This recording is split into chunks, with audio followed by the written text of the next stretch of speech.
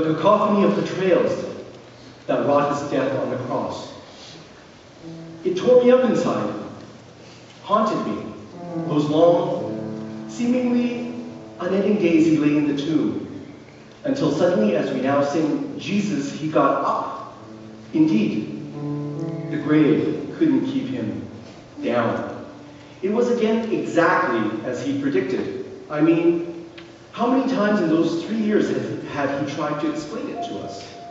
Yet, somehow, among the 12, not one of us ever made it beyond the thickness of our fickle and frail imaginations to ever really grasp the flesh and blood reality of what he'd been trying to say. And so, sure enough, on the third day he'd appeared, and we were astounded. He looked different, no doubt.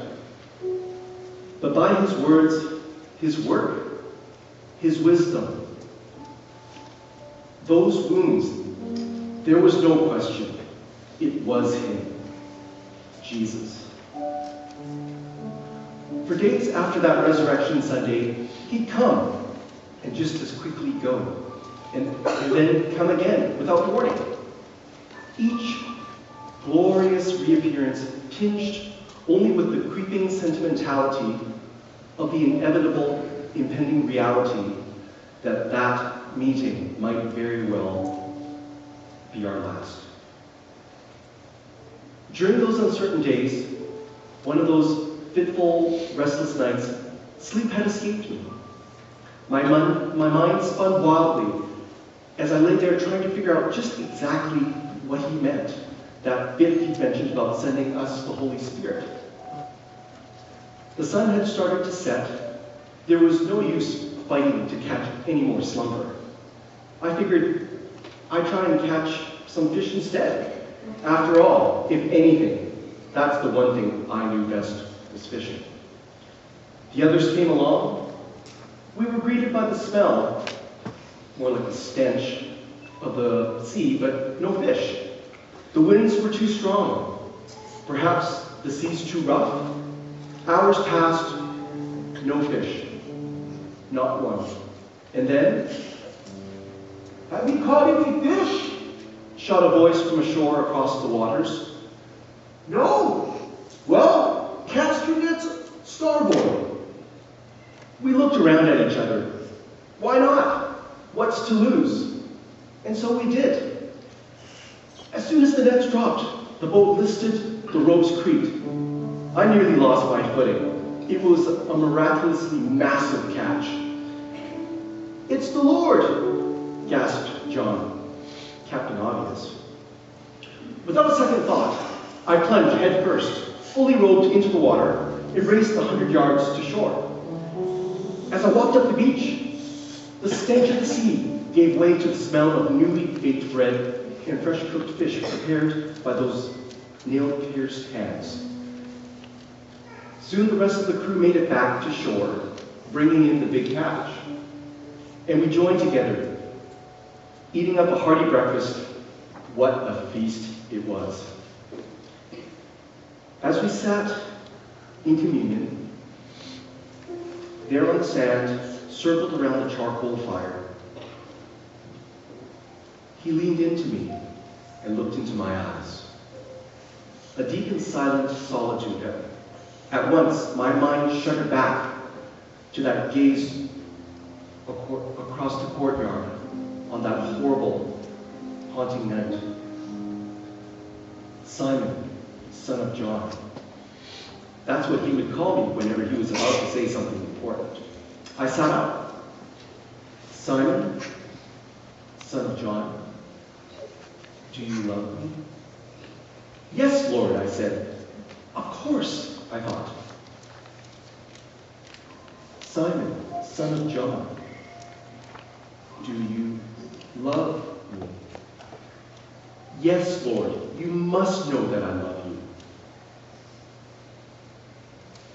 "Simon, son of John, do you love me?" "Lord, you know everything. You know that I love you." I cried aloud, even as in my head I screamed, "How many times are you going to ask? Why do you keep asking?" But just as quickly I heard and I understood. My threefold denial, he was now paying back.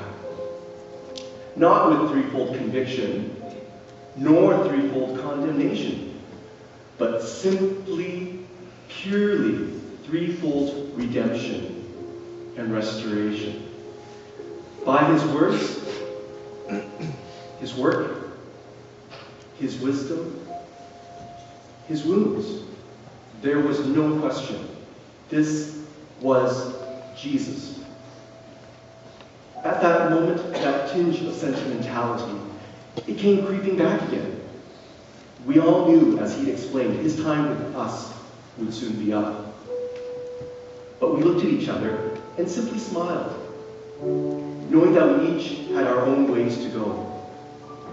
Different journeys, disparate paths, but on that great day, we'd all end up at that same great horizon.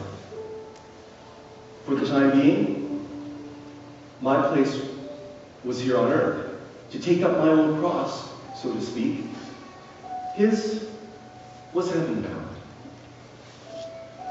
to take his rightful seat at the right hand of the Father.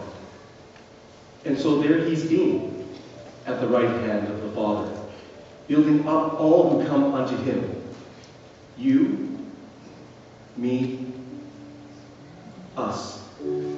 His fragile stones built up into the solid rocks of his church, his kingdom, here on earth. Jesus and I, out on the shore that day, it reminded me of another day, our first encounter. Indeed, everything seemed so the same, yet so different. Me back then, the simple-minded fisherfolk, knowing nothing of the world beyond those small shores of Galilee, no grand ideas, just never good enough.